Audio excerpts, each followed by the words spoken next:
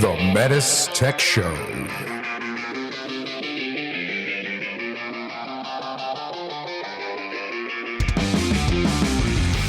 Welcome to the METUS Tech Show, a show for HVAC professionals by HVAC professionals.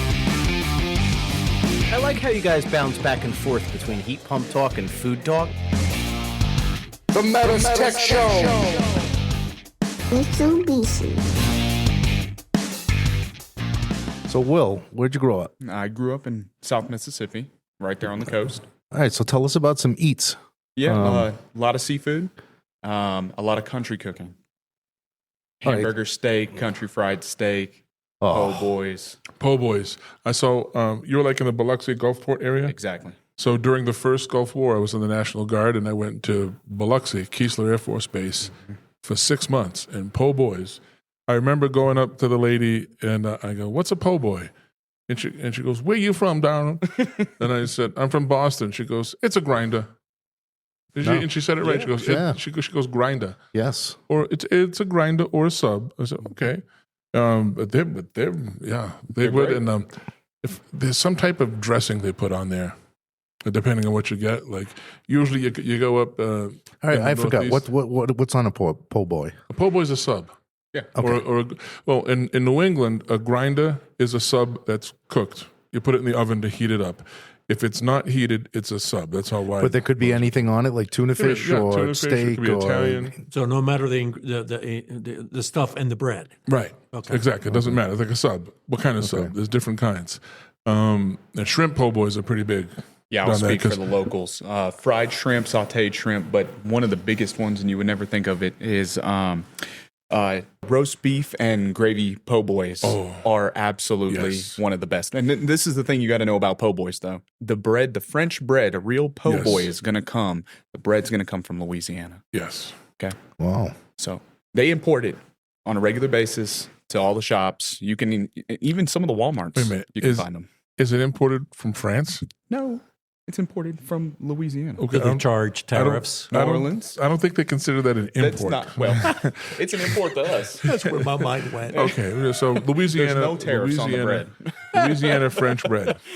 Yes, absolutely. Does it mean specifically New Orleans or anywhere in Louisiana? Well, I mean, there's a couple of known bakeries there that produce most of the bread. Now I got to tell you, the food down there. If you like seafood, if you like shrimp, I love shrimp. Gumbo. I remember the gumbo and the gumbo. jambalaya. Jambalaya, Yeah. yes. But I remember going to an all-you-can-eat shrimp buffet, and you know that guy on Forrest Gump who goes through all the different types of shrimp that you can get. Shrimp They had- potatoes. They had them all. They had them all there. Fried shrimp. You got No, but literally, they had this big giant buffet with shrimp cooked 300 different ways. Everything that he mentions on there and more was there. And it was literally a dime a dozen. I mean, because all the blessing of the fleet is a big festival. The shrimp bows, I get all this blessing. But the po' boys are good. The shrimp is good. All kinds of good food. One thing I have not been able to bring myself to eating is the crawfish. Crawdads, The crawfish. crawdads. But I've seen people just stick the whole thing Very in their mouth. good. I'm Very see, good. I You need break to, them, I yeah. need to try it. They're because very I know good, I'm too. gonna love it. They're great. A lot of work. Yeah. Is it? It is a lot of work, but it is part lot of work of eating it? Part of it's a lot of work eating Okay. it. You know, shelling them. Right. But that's part of the fun. Yeah. And it's actually about the seasonings. Those are so Absolutely. good. What about chitlins? Did you ever eat chitlins? I was not a fan. Thank you. Really? No. I like love chitlins. it. I like the Yeah, chitlins. I don't know. I know. I went to. I've heard some bad things about chitlins. No, I met a girl down there who took me to. I wish you our could all home, see Steve's face and I had when he this said very that. chitlins. popular. It was very good. Yeah, it's a very, very popular thing there. It was never. It reminded me when I was a kid. So you met a girl. What did that have to do with chitlins? because she took me home to a party at her family's house. And it was okay. a cookout. You left and they that had, out. And they had chitlins and a Oh, you said it was I met a girl and the Met a girl chitlins were and great. shit. Okay, I should rephrase that. Listen, let me just be saying. clear. Let me be clear here. This was a decade before I got married, at least, maybe more. You better But clear that up. they had what they call shrimp bowl, Yeah. Yes. a shrimp bowl, and I go, "What's a shrimp bowl? Hold on, what's a shrimp bowl? It's a shrimp boil, boil, but they pronounce it bowl, shrimp bowl, and it was so stinking good. Yeah. Right. The chitlins reminded me of what it used to smell like when my father and my uncles would get together and kill a pig. Yeah. And then they would start dicing everything up, cooking everything up, and it was the same smell. But I tried it. I liked it. They told me what it was. I knew what it was. I've had stuff like that. What else you got in Mississippi? Anything that barbecue? What about barbecue? A little bit different, or Yeah. So the barbecue in Mississippi is pretty good, but it's not really known for barbecue. I feel like I could make ribs at my house better than what I would find at the restaurant locally. It's not something I would go get. No. Either Louisiana or Mississippi. Barbecue is not something I'd go looking for. It's hit or miss. No, you go get a good cup of gumbo. They definitely have Yes, that. I love gumbo. I love. I'm gumbo. there for that. Yes. Yeah. It's great. yeah, I was down for a good cup of gumbo, bowl of gumbo. Yep. Anyway, welcome to the METUS Tech Show, everybody. Hey, This is another installment of the METUS Tech Show. Don't be a parts changer circuit board series, and we're doing inverter boards or power boards, whatever you want to call it. Same thing, but we talked about parts being changed, circuit boards being changed unnecessarily. You talked about on the last episode how a lot of boards get returned to METUS to the factories with nothing wrong with them when they're on warranty. And it's like, it seems like the first thing that a lot of contractors want to do, and it's not so much the contractors all the time, but they may get information from someone else, a distributor or something, change the board, see if that works. Well, that's not what we want to do. We want to diagnose what the problem is, right? Yeah, so I'm just going to interrupt here. We're at the national sales meeting in Denver, Colorado still, and there's a lot of people walking by. So if you hear some background noise, that's what it is. But they're all leaving and heading out, so Yay. not a big deal.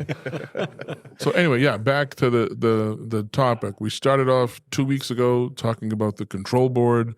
Last week we talked about... Which board did we talk about last week? The noise filter board. Noise filter board, that's right. And now we're getting to the inverter board. And we just picked these in no particular order. We could have gone in the order the power flows through there. And we've mentioned this the last 2 episodes. It's worth mentioning again. Steve, you pointed out one day that not everybody listens to every episode in order. Yeah. But it depends on what the equipment is. Unless we mention a model, we're probably going to be model agnostic. And whatever we talk about, this can be 1 board, it can be 2 boards, 3 boards, or more. So even if it's a 1 board piece of equipment, on a piece of equipment with 1 board, there is a noise filter section. Yeah. Right? And you diagnose it the same way, pretty much. Right? So the inverter board or the power board. And we've talked about the inverter circuit multiple times. So yes, this will be kind of a repeat of that. But what we want to hit home with is voltage in, voltage out. What are some of those voltages? Right. What do they look like? And, we just need to learn how to test it. Yes. Yes. And that's what we're talking about. First, let's talk about what the inverter board is responsible for. What's its main purpose? And basically, that's for controlling compressor speed, which in turn controls capacity. It converts incoming AC power to DC power. Correct. Okay, and I've been doing a lot of research on inverters lately, and it's helped me teach the inverter in class. And I like to use a lot of similarities like electric cars. Yeah. Right? When we bring voltage into a power board, and we convert it to DC voltage, and we're bringing in 208 AC, we're converting it to a DC voltage, it's about 300 volts, in the ballpark of about 300 volts. Well, guess how many volts is in an electric car battery?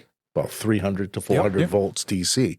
So it's very similar, right? It has triac switches. A car, when you press a gas pedal, the motor in the car goes faster. Those triac switches are opening and closing. It's very similar. So if you think about it like that, it makes it easier to understand how the inverter circuit works. Yeah. Sending hertz to the motor. Yeah. Yep. And more or less hertz based on that we're raising switch. or lowering that frequency, right? So in simple terms, instead of turning the compressor fully on or off, the inverter board lets it speed up and slow down based on capacity, right? Based on demand. And it's doing that by looking at thermistors. Correct. All right. So we're looking at thermistors in the system, and we're determining, do we need to speed up the compressor? Do we need to slow down that compressor? So it modulates compressor speed, improves energy and efficiency, and SEER. That's what Yep. you know Mitsubishi's all about. Some of the most efficient systems on the market. Maintains steadier temperatures, so we're not turning a compressor on and off, right? And short cycling the compressor. We're just raising and lowering that frequency. We're maintaining that temperature, and we don't have those large swings in temperature. That's important. Yeah, we show that. And to add to that, before we move to the next one, to add to that, what I'm finding, a lot of the technicians not knowing this, is our compressors don't have internal overloads. Right. So the inverter is what's monitoring the amps is what generates the Good heat point. in a Yeah, wire. a microcomputer. Exactly. Right. So we're monitoring that amp draw, modulating that compressor up and down. Yes. Good point. Yeah. It's, Yeah. So in a nutshell, it enables precise control of that motor Yes. or that compressor. Absolutely. Right. And don't forget, the inverter is not just in the outdoor unit. Right. We have inverters built into our motors in our indoor units, Yes. in our outdoor fan motors. They're everywhere. Every motor is going to have some type of inverter control, whether it's on a board or internal to the motor. Right. Yep. And we're gonna have but we're some- talking about the power board in this Right. episode. We're talking Right. about the inverter board, and we're looking at how do we diagnose this? How do we figure out whether this inverter board is good or bad? And do I need to replace it? And not just that, but what took out this board if it is indeed bad? Sure. Right. So let's talk about test points. What are we looking for voltage entering the inverter board? Let's say this is just the inverter board, noise filter board and control board are separate. This is just the inverter board. What is the technician doing with their meter? Where are they checking? Okay, for those who've listened to the first 2 episodes, let's have them enter their guess right now. Okay. There is no way to actually do that, but I wish there was. But I'm just being a wise guy. Yes. Yeah, but so we should be looking at 208, 230 entering into our soothing circuit on our inverter system. Right. Yes. So 208, 230 coming in, and we're going to go into our diodes, which what do diodes do? They diode. They are going to Like me. they're going to take our AC sine wave Right. and it's going to basically cut that in half. We're going to have a portion of our sine wave that's going to go through that diode, and it's going to pass from that diode into another part of our circuit. But we need to back up on the diode a little bit and think about that. The diode is also acting as a resistor. It's acting as a gate or a check. Check valve. A check valve, Yeah. exactly. Yep. A diode only allows current to flow in one direction. So we have AC power coming in. You knock off the bottom part of the sine wave. You just converted AC to DC. And that's what DC stands for, is direct current, Correct. which is direct. Electrons only flow in one direction in DC. We remove the bottom part of the sine wave. We no longer have current flowing in 2 different directions, just one. Yep. So AC to DC. So if we're checking our power board, and let's cut to the chase. We're diagnosing our power board. We have 208 coming in, but we have no DC power coming out. Right. Is the board bad? Not necessarily. Okay. Why? Because, you could be some other component that may be connected that's preventing that voltage from being converted. Really? No. Because if I don't have DC voltage, that's it. It ends there. it is. Right? Yeah. Okay. But I mean, our diagnosing doesn't end there. As No. long as there's It was a AC trick voltage, question. Yeah. But, Okay. And Juan fell for it hook, line, and sinker. but if we don't have DC power at our pink plug, and I say pink plugs is usually CNDC, Right. you'll see a hot pink plug on that board, and that basically is telling you, hey, you might want to be careful with me and not try and short me out, right? Yeah. And getting meter leads a little too close to each other. And or, again, don't unplug me when the power's on. Yes, System is running or system is off. It doesn't matter. Power must be off. yes. So if I don't have DC voltage there, okay, That's power board's bad, but what happened? What took this power board out? Sure. Could be a multitude of things, but I'm going to go looking at my compressor. We've talked about this Yeah. again on past episodes. take a look at your compressor. Make sure your compressor's not shorted to ground or shorted winding to winding, right? If it's shorted to ground, we're most likely going to trip a breaker at some point, but winding to winding could be a possibility. Or is it possible for the power board to just fail? Sure. Yeah, Sure. it just Anything is just possible. get tired and fail. Yeah. And that's okay. But let's keep going. Let's say we have our 300 volts. Well, hold on a second. Can we just stick with the compressor for a minute? Yeah. Because ohming out the compressor, there's a couple of important things on there. If this compressor is cold, you're going to get a false reading. Yes. You're going to get a lower reading than it actually is. So somehow you got to warm up that compressor. And in the manual, it tells you what to look for when the compressor's at an ambient temperature, so You'll get a temperature because range. people have misdiagnosed compressors in the winter months when it's been sitting, it's nice and cold, they ohm it out. Oh, And you'll see that in the service manual. You'll see components.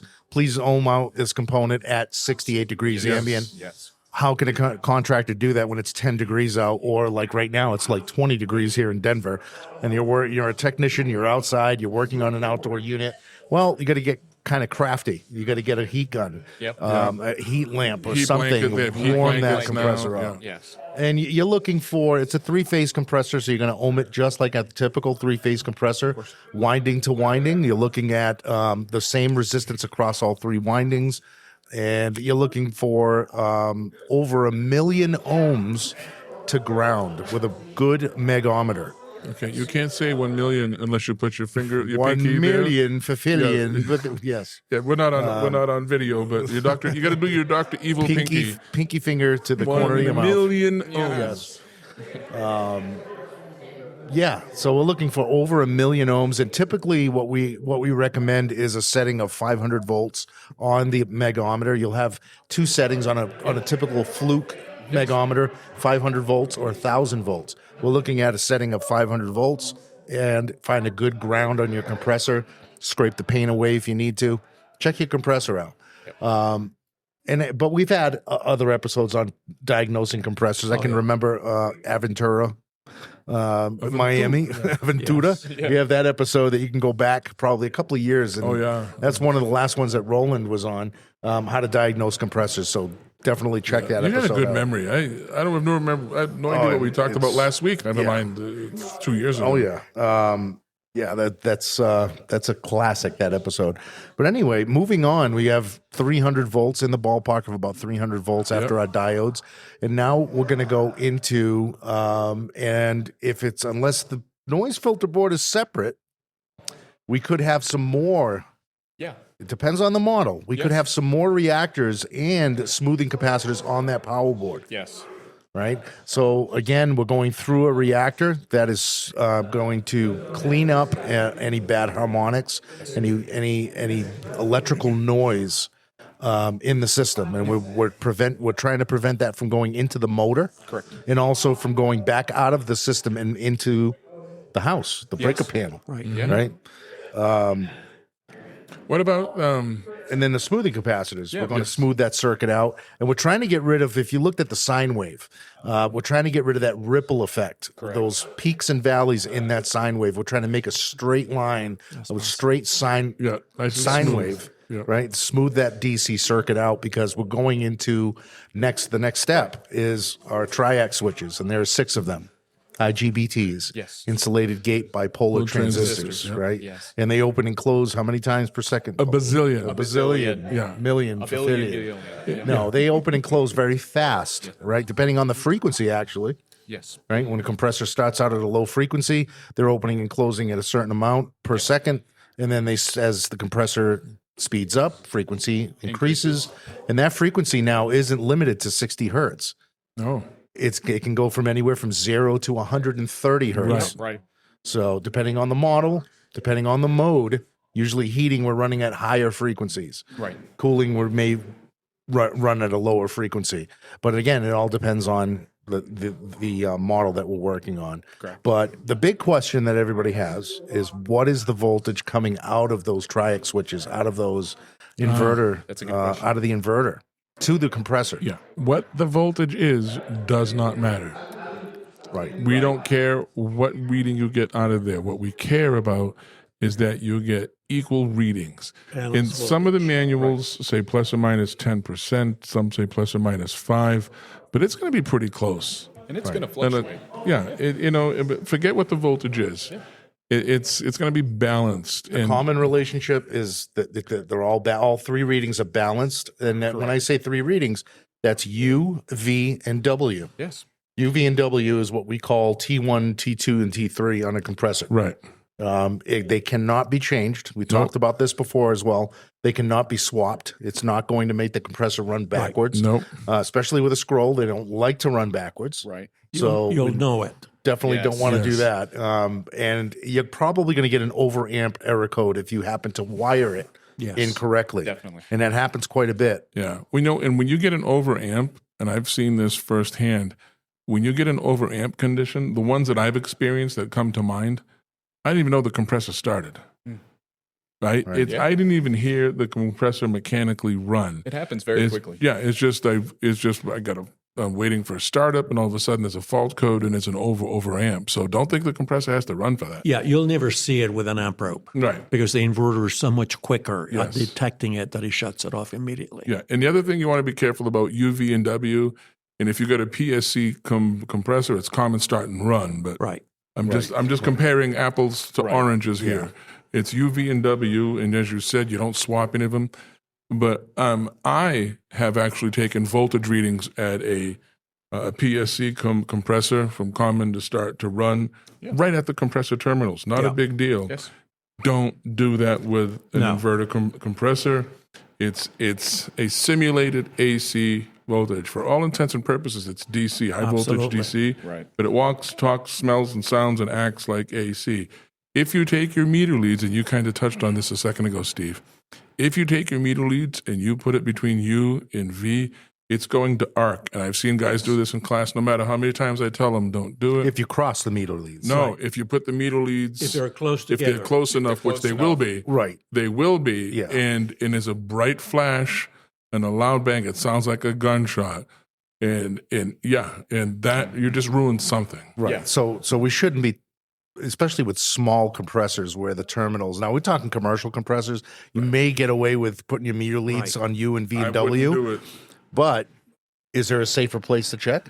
the board. Yeah, back at the board. UV and W are far enough apart where Right. they won't do that. Yeah, and if we look at commercial equipment now, we had the N-Gen, Yeah. right? Yes. We're at our X-Gen now, but we had the N-Gen system where it was a little tougher to get into that control box, that circuit board box, while the boards are packed into this little case on the bottom right-hand corner of the N-Gen.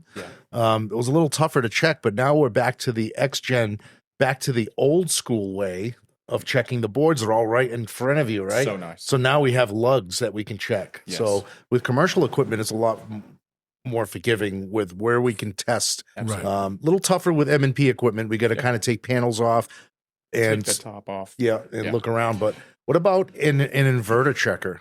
We have an inverter checker Those are nice. Yeah. that we can use, and that's basically just a plastic box with 6 lights in it Yep. Yes. and 3 alligator clips, or you can remove the alligator clips and it gives you the same connector that an M series compressor has. Yep. Little Yes. white connector that where Yep. the wire comes down to the compressor. You can disconnect it and you Plug it plug this in place of the compressor. Yes. And now you can see balanced voltage.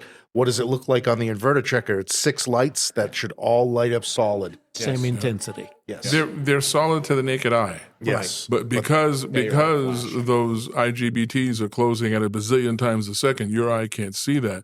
The funny thing is, take your iPhone and record it. Yes. And you can actually Someone see just them told me that. twinkling. Yeah. Yeah, So, they, Kelly, I got to try this. The camera. Yeah. Put it yeah, in they selfie actually mode. twinkle. I would call it. I wouldn't say you could see like go on and off. Yes. but- And it's almost the same cool thing that you can do when you take your phone and you grab a handheld remote control. Yeah. for a wall unit. You can't see the beam coming out of that IR, that infrared beam Yep. Yes.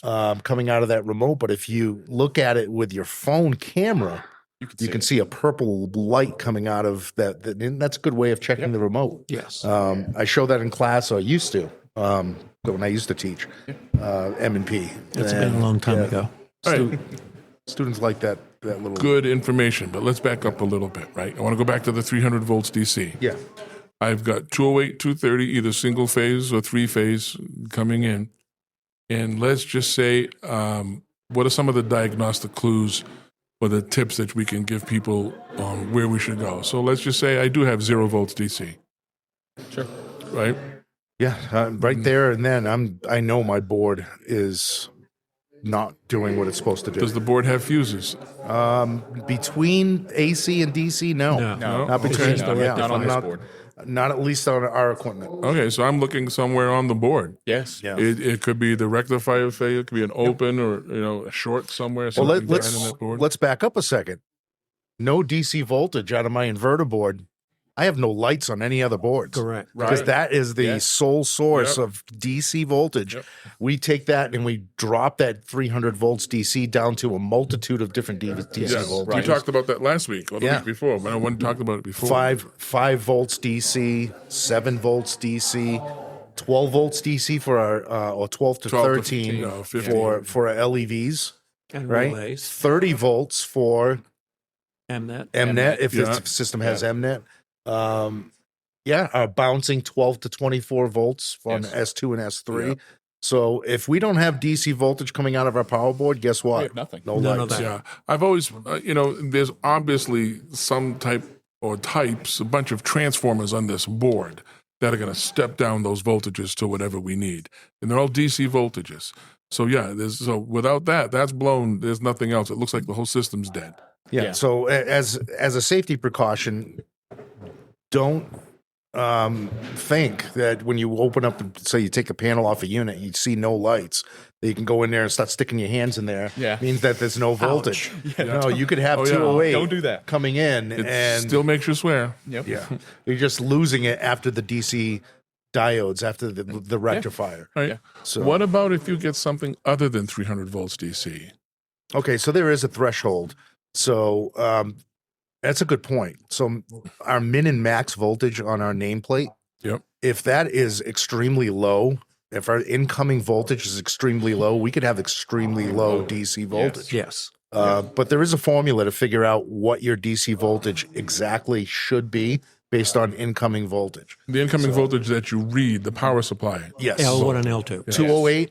If I have 208 coming in, multiply that by 1.41, Yep. and that will tell you how many volts DC. Which And is about 208 is about 193. 293, right? Yeah. Anything above that could be starting to get over the 300, 310, 320. Is it possible I got 208 coming in, and let's say I got 150 volts DC? Anything's possible. Yeah. I'm not going to rule it out. I've never seen it. No, I haven't either. I think it's either you're going to have 300 or you're not. That's what I Yeah, think right. too. But what about if it's 250 volts coming in to this unit? What's my DC voltage going to be at gonna that be point? much higher. It's going to be It's high. gonna be much higher. I just found this in the manual. Actually, I'm lying. Scott Tallman, that used to work for us. He's found dead to it. me. He's dead to me. Don't mention that name again. Hey, you never know. We might cross paths again. Well, he may come back to life, but he's dead to me now. But Scott, I he hope you're pointed out to listening, me Scott. that in the service manual, there's a section that says your DC voltage should not be over such and such. Sure. Or you can start It'll cause damaging damage. parts. Yep. Yeah.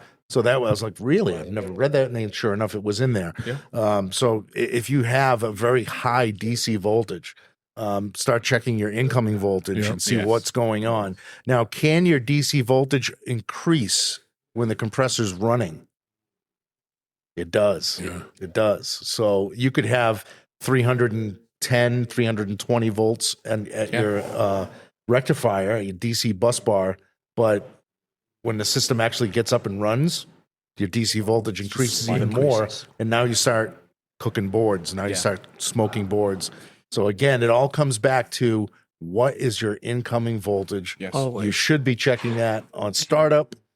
A lot of people don't. I'm guilty of it. A lot of systems that I installed we in take the past. a lot for granted, Yes. and we Yeah. assume a lot. Yeah. And I tell technicians in the classes that should always be your first test, Yes. because if you don't test it and that voltage is not what it should be, there's no sense in moving forward.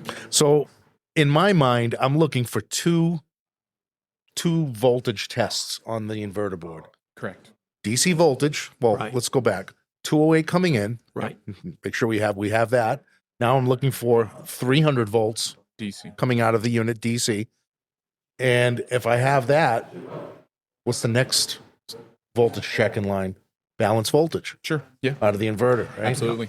So those 3 voltages, UVW. incoming 208, 300 volts at my diode stack. Yep. Balance voltage coming out of the power board on the other side. Yeah. If I have all 3 of those, my board is good, right? Yes. So I should not be replacing boards, power boards, inverter boards if I have those 3 checks. Those 3 checks are coming through, right?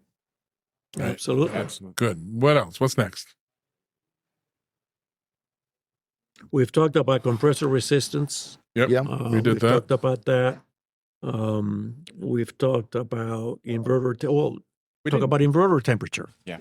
Oh, yeah. Oh, that's a good point. one. Yeah. Yeah, that's very important. THHS. So Yes. our thermistor THHS is our thermistor that is basically screwed to that thermistor's kind of weird. It It doesn't have a depends. sensing bulb. It has a terminal, Right. a little eyelet terminal which is screwed to the heat sink. We're talking M&P right now. It's screwed to the heat sink, which is our aluminum finned heat sink in back of the inverter, Yes.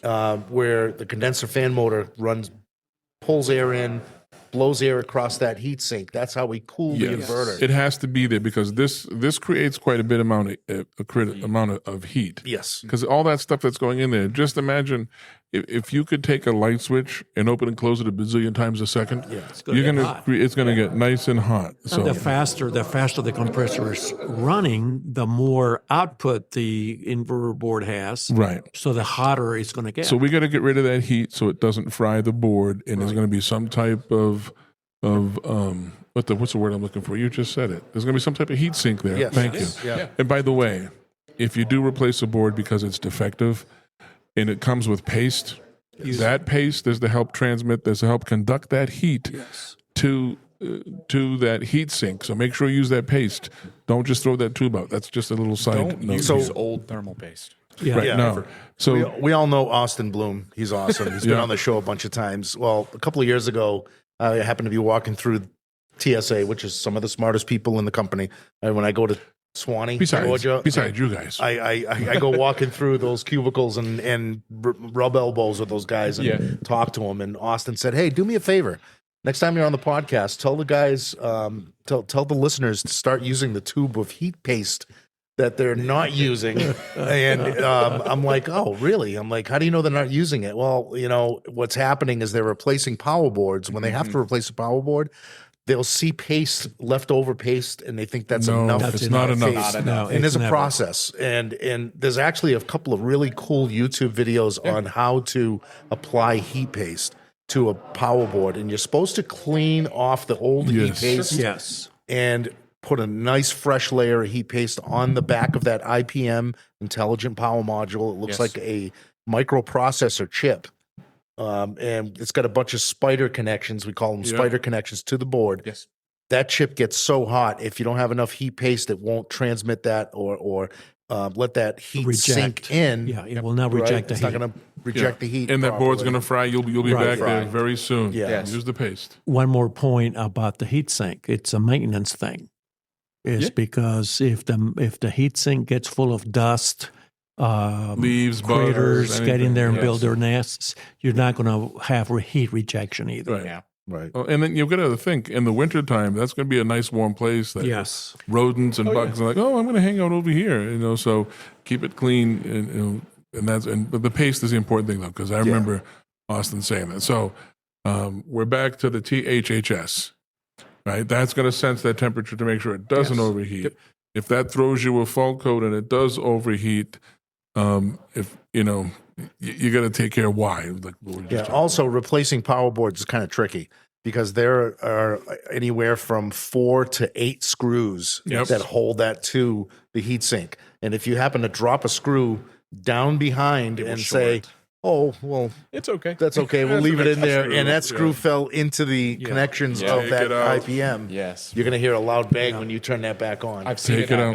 happen. There's something that we didn't talk about. We got to back up a second. We did not talk about some other voltages. The inverter board needs a signal to tell it to start open up and start turning these IGBTs, these triac switches, to activate them and ramp the compressor up. It's got to get a signal from somewhere. And that's a 5-volt signal on CN4. So there's another connector on the power board called the CN4 connector. CN4. Yep. If you follow that connector, it's usually a white harness with a black and white wire in it with a clear plastic covering. And it goes from the power board to the control board. Yep. So the control board, brains of the operation, tells that inverter board to kick on, right? So if you don't have 5 volts there to bring that inverter board on, your inverter board could be good, Right. but your control board's bad. It's not giving It that doesn't signal know to run. right? So another thing to look at. So What else? We talked about the IPM already, didn't we? Yep. Yes, we did. And we talked about the voltage there. Yes. Yeah. Okay. So again, 208 coming in, 300 volts at the diode stack, balance voltage coming out, and our 5-volt signal to turn the inverter board on or give it a command, time to ramp the compressor up, time to turn that motor. We need that signal. And that comes from the control board. So you see how all of these tie in together. And diagnosing these boards may mean checking all 3. If they're all separate boards, you're going to have to check them all. Now, when you're working on VRF and City Multi, you're looking at a lot of boards and different fan boards. So we got 2, let's say a 2-fan chassis on a City Multi system. We have 2 fan boards in that unit. We have an inverter board, a noise filter board, MNET board. Right? We didn't even talk about an MNET board yet. That could be another episode. A short one. Yeah, a short one. Like a that's another. That could be a whole separate board. It is a whole separate board on the Smart Multi. Here's the thing about boards. I don't care what board you're talking about. You need the manual. You need the diagram that shows the flow, and you need the test point diagram. They are power in and power out. That is it. And that is as simple as that. Don't be afraid. Take the manual and look at it and just follow it. It makes sense if you look at it. Power in, power out. They're very intuitive. We have photos, diagrams that literally show you every test point that you could want and value. So there should be no time that you're scared to pull up MPro and go look at that manual. Excellent point. Is that it? Do we talk about everything? Don't forget. I think that just about does it. Well, one other thing. Just because we have a bad inverter board does not mean that we have a bad compressor, but it doesn't mean that we don't have other bad components. Oh, yeah. Correct. Chain reaction, right? Yes. Outdoor bad fan compressor, motors. bad power board, and it just goes right down the line. Absolutely. Right? So don't forget to check everything. Just because you say, "Oh, well, the inverter board's definitely bad," don't forget to loop back around and just check. In one of our previous episodes, to your point, Will, bad compressor, bad power board, took out my inrush current limiting resistor. Right? Noise filter board. So, So we talked about the input. We talked about all the outputs on the board. Right? I think we're good. Right? As long as we got proper input, we need DC bus voltage. There are some other DC voltages. We look at. We want to check the compressor to make sure that's not grounded. Absolutely. There's different Or shorted. There's different sensors. Again, the thermistors and everything else take the things, and there's communication, which we need DC voltage for that. I think that's it. Yeah. That's good. It sums it up for the inverter board. Hey, Paul. Yes, sir. It's snowing. I know. I saw I that. know. I'm looking out the window, and it's coming down. This is a very disappointing snowstorm. Guess what I found out today? What's that? Will does not like snow. Well, that's too bad. I know. Yeah, but this is we're in Denver, and yesterday was like 80. Yeah. Today it's like it's been raining all day, and the snow's been coming off and on, and I've heard people tell me I read forecasts anywhere from a dusting to a foot of snow. Yeah. Right, and I heard they said mostly up in the foothills. Of course, I imagine in the mountains, the Rockies are what 15 miles from here, 10 miles from here. I would imagine it's snowing in the Rockies up that elevation. Much more. We're still at a higher elevation, but what I didn't realize about Denver until the first time I came here, I thought Denver was literally in the Rockies for some reason. But we're right at the foothills. We're right where the plains meet the Rockies. So the weather here must be so interesting. Yes, Yeah. you can imagine. Yeah, and then the Uber driver here yesterday told us, "Oh yeah, you get all 4 seasons in one day In one sometimes." day. Yeah. All right. All right, that was good. It Yeah. was a pleasure. All right. And then we'll figure out what we're going to talk about next if there's another board. And hopefully, if Maybe you're yeah, listening Matt. to There's this, always another board. There's always another board. yeah, and hopefully, if you're listening to this, you're not bored. Right, and we ask that if you have ideas on what to talk about, just send us an email. Yeah. Except for Nick. Yeah, Nick. I guarantee you, I made Nick's skin crawl when I brought up the needle leads again. Because he thinks about what I normally talk when I talk about needle Yeah, don't do leads. that. Don't do that. I'm not going to talk No, you about it, don't. Nick. Yeah. So don't be a parts changer, and it's almost never bad out of the box. Right. All right. Thank you, everyone. Thank you. Adios. Bye. See you.